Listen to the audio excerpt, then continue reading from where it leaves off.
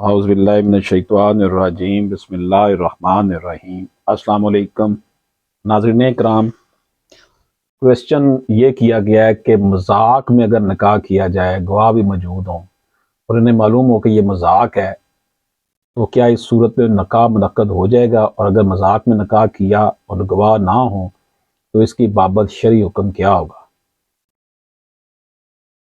اس کا جواب لیتے ہیں جی۔ ناظرین کرام، نکاح کے صحیح طور پر منعقد ہونے کے لیے رکن نکاح ایجاب و قبول کے موقع پر مجلس نکاح میں دو گواہوں کا ہونا شرط ہے، خواہ لڑکا اور لڑکی براہ راست ایجاب و قبول کریں یا بذریعہ وکیل۔ اگر وکیل کے ذریعے ایجاب و قبول ہو تو اس امر کے ثبوت کے طور پر لڑکی نے ایک مقررہ مہر پر اس لڑکے کے ساتھ اس وکیل کو اپنے نکاح کا اختیار دیا ہے۔ الگ سے دو گواہوں کا ہونا بہتر ہے۔ نکاح کے وقت دو گواہوں کی موجودگی ضروری ہونے کی بابت احادیث، آثار صحابہ اور فقہ کے اقوال کا ہم ذکر کرتے ہیں۔ ناظرین کرام، گواہوں کی موجودگی کے بغیر نکاح منعقد نہیں ہوتا، اس کی بابت احادیث بھی ہیں اور آثار صحابہ بھی ہیں۔ حضرت عائشہ صدیقہ رضی اللہ تعالی عنہا بیان فرماتی ہیں، نبی پاک صلی اللہ علیہ وآلہ وسلم نے فرمایا، ولی اور دو گواہوں کے بغیر نکاح صحیح طور پر منعقد نہیں ہوتا، جو اس کے بغیر ہو وہ باطل ہے۔ ابن حبان کے مطابق حضرت عبداللہ بن مسعود رضی اللہ تعالیٰ عنہ بیان کرتے ہیں، نبی پاک صلی اللہ علیہ وآلہ وسلم نے فرمایا، ولی اور دو گواہوں کے بغیر نکاح صحیح طور پر منعقد نہیں ہوتا۔ حضرت علی رضی اللہ عنہ کا قول ہے، ولی کے بغیر نکاح منعقد نہیں ہوتا اور گواہوں کے بغیر بھی نکاح منعقد نہیں ہوتا۔ ناظرین کرام، گواہوں کے بغیر نکاح منعقد نہیں ہوتا، اس حوالے سے امام ترمذی نے حضرت عبداللہ بن عباس رضی اللہ تعالیٰ عنہ سے روایت کیا، اس کا ترجمہ پیش کرتا ہوں۔ حضرت عبداللہ بن عباس رضی اللہ تعالیٰ عنہ سے صحیح روایت میں مروی ہے، گواہوں کے بغیر نکاح جائز نہیں۔ امام اعظم ابو حنیفہ رحمۃ اللہ علیہ، امام احمد بن حنبل رحمۃ اللہ علیہ اور امام شافعی رحمۃ اللہ علیہ کے نزدیک نکاح کے صحیح طور پر منعقد ہونے کے لیے دو گواہوں کا ہونا شرط ہے۔ گواہوں کے بغیر نکاح پر وعید آئی ہے۔ نبی پاک صلی اللہ علیہ وآلہ وسلم نے ارشاد فرمایا، یہ ترمذی کی حدیث ہے 1103 نمبر، بدکار عورتیں وہ ہیں جو بغیر گواہوں کے اپنا نکاح کرتی ہیں۔ مجلس نکاح میں دو گواہوں کے درمیان دو گواہوں کے ہوتے ہوئے ان کے سامنے اگر ایجاب و قبول کیا، خواہ مذاق میں ہو یا سنجیدگی سے، دونوں صورتوں میں نکاح منعقد ہو جاتا ہے۔ حدیث پاک میں ہے، ترجمہ حضرت ابو ہریرہ رضی اللہ تعالیٰ عنہ بیان کرتے ہیں، نبی پاک صلی اللہ علیہ وآلہ وسلم نے فرمایا، تین کام ایسے ہیں، خواہ سنجیدگی سے کیے جائیں یا مذاق میں منعقد ہو جاتے ہیں۔ کیا ہے جی؟ وہ نکاح، طلاق اور رجت۔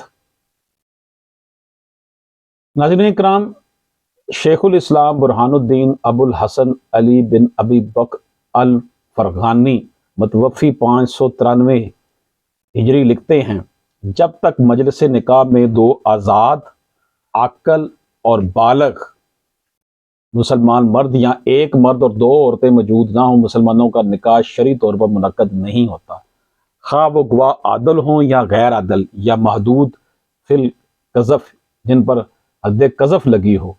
اس کی شرح میں علامہ کمال الدین ابن حمام لکھتے ہیں، نکاح کے صحیح طور پر منعقد ہونے کے لیے فقہاء کرام نے دو گواہوں کی موجودگی کو جو شرط قرار دیا ہے، وہ رسول اللہ صلی اللہ علیہ وآلہ وسلم کی اس حدیث سے ثابت ہوتا ہے، ولی کی اجازت کے بغیر اور اسی طرح دو گواہوں کی موجودگی کے بغیر نکاح منعقد نہیں ہوتا۔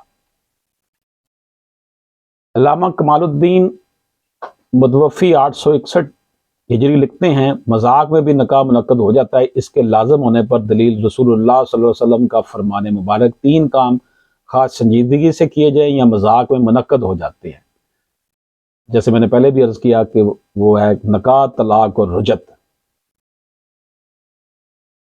امام ترمذی نے اس حدیث کو حضرت ابو ہریرہ رضی اللہ تعالیٰ سے نبی کریم صلی اللہ علیہ وسلم سے روایت کیا ہے۔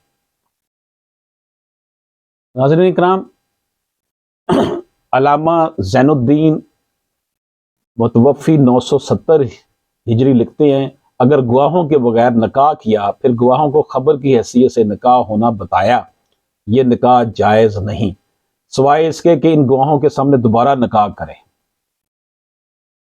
ناظرین کرام، امام احمد رضا قادری سے سوال کیا گیا، اگر عورت مرد باہم ایجاب و قبول کر لے اور کسی کو اطلاع نہ ہو تو کیا یہ نکاح ہو جائے گا؟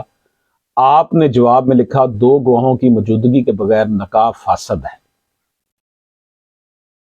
ناظرین اکرام، گواہوں کے بغیر نکاح درست نہیں، اور جو نکاح گواہوں کے بغیر ہو وہ فاسد ہے۔ اگر کوئی مرد و عورت گواہوں کے بغیر نکاح کر کے ساتھ رہنے لگیں تو ان پر لازم ہے کہ فوری علیحدگی اختیار کریں، توبہ کریں اور شرعی اور صحیح طریقے پر نکاح کر کے ساتھ رہیں۔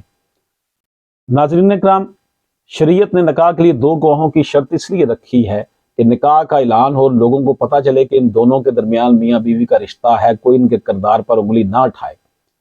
حدیث پاک میں ہے، علی بن حسین رضی اللہ تعالیٰ عنہ بیان کرتے ہیں، نبی پاک صلی اللہ علیہ وآلہ وسلم مسجد میں تھے اور آپ کی ازواج محترمات آپ کے پاس تھیں، وہ جانے لگی تو آپ نے حضرت صفیہ رضی اللہ تعالیٰ عنہ سے فرمایا، تم جلدی نہ کرو، میں تمہیں رخصت کرنے چلتا ہوں، اور ان کا حجرہ حضرت اسامہ رضی اللہ تعالیٰ عنہ کی حویلی میں تھا۔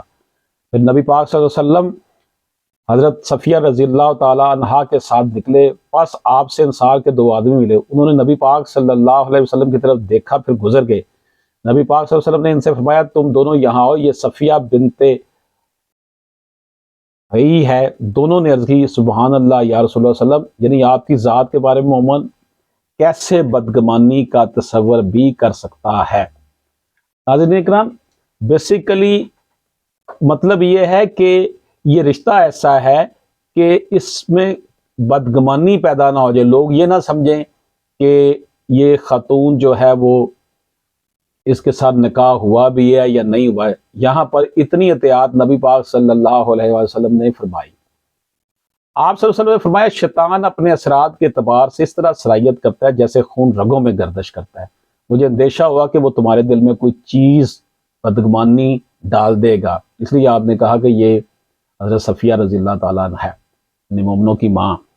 اس حدیث سے معلوم ہوا کہ مومن کے لیے اپنی پاک دامنی اور عزت نفس کا تحفظ ضروری ہے، کیونکہ نکاح حلال و حرام کا مسئلہ ہے، اس لیے اس میں جو ہے مذاق بنانے کی کوئی گنجائش نہیں، اسے مذاق کا موضوع نہیں بنایا جا سکتا ہے۔ اس طرح تو لوگ طلاق دیں گے اور پھر کہیں گے میں نے تو مذاق کیا تھا، پھر کون سا حال ہے جس کے ذریعے مذاق اور سنجیدگی میں فرق کیا جائے گا؟ لہٰذا اس کی بابت شریعت کا اصول قائم رہے گا۔ خطبہ حجۃ الوداع میں نبی پاک صلی اللہ علیہ وسلم نے فرمایا، عورتوں کے حقوق کے بارے میں اللہ سے ڈرتے رہو، کیونکہ تم نے انہیں اللہ کی طرف سے عائد کردہ امانت میں لیا ہے، اور نکاح کے بارے میں اللہ کے کلمے حکم کے سبب ان سے ازدواجی تعلقات تمہارے لیے حلال ہوتے ہیں۔ سنن ابن ماجہ 3074 حدیث ہے۔